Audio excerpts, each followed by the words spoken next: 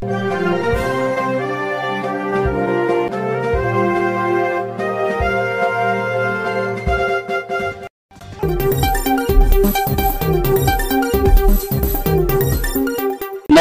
गेले त्यावेळेस ते पाणी भरायला जातात अशी कंडिशन शहाद्याची आहे। नगरपालिका तिथून 10 किलोमीटरवर जर काही झालं तर करतील काय?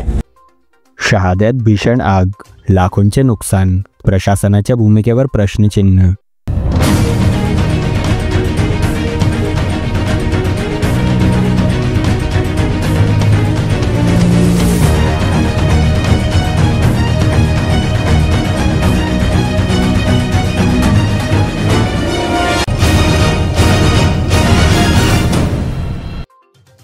शहादा शहरातील प्रकाशा रस्त्यावरील लागलेल्या भीषण आगीत तब्बल 9 ते 10 दुकाने आणि एक प्लायवूड गोडाऊन जळून खाक झाले।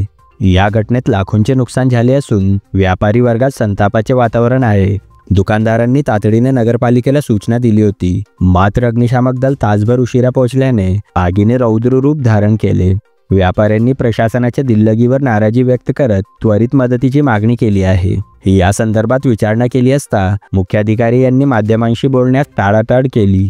शहराच्या मुख्य भागात ही परिस्थिती असेल तर आजूबाजूच्या वस्त्यांमध्ये अशी दुर्घटना घडल्यास प्रशासनाचे सहकार्य कसे मिळणार, असा सवाल स्थानिक नागरिक आणि व्यापारी उपस्थित करत आहेत। या दुर्घटनेनंतर शहरातील आपत्कालीन व्यवस्थेवर मोठे प्रश्नचिन्ह निर्माण झाले आहे। प्रशासन आता या प्रकरणात काय भूमिका घेते हे पाहणे महत्त्वाचे ठरेल। आम्हाला आमची इथं घटना घडली साधारणतः 10:30 ते 11:15चा आत घटना घडली, बरोबर। अग्निशामकला स्वतः इथं फोन केले, लवकर येत नव्हती म्हणून कृणाल खेडकर म्हणून हे नगरपालिकेत गेले त्यावेळेस ते पाणी भरायला जातात अशी कंडिशन शहाद्याची आहे। आणि हे दिवसा असं राहून सुद्धा आणि रात्री झालं असतं तर काय, तर नगरपालिका तिथून 10 किलोमीटरवर जर काही झालं तर करतील काय? जे नगरपालिकेने आम्हाला द्यावं उत्तर। किती दुकाने जळाली? 7 आणि मागे 2। किती नुकसान झाले? 9 दुकानं। किती नुकसान झालं? अहो सर, प्रत्येकाचं दुकानात तुम्ही नुकसान मोजूच शकत नाही काका।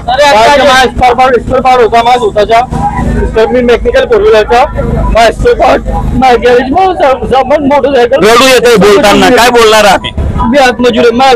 दुकान भाड्याचे दुकान आहेत ना। हो, किती भाडं आहे दुकानात? 5,000। 55,000 रुपये। हा बघा, याचं जर 35 लाखाचं नुकसान झालंय, काय करेल, काय उत्तर देईल तुम्हाला तो? आणि शासन काय देणार आहे का? NDT न्यूज साठी राजू मंसुरी, शहादा।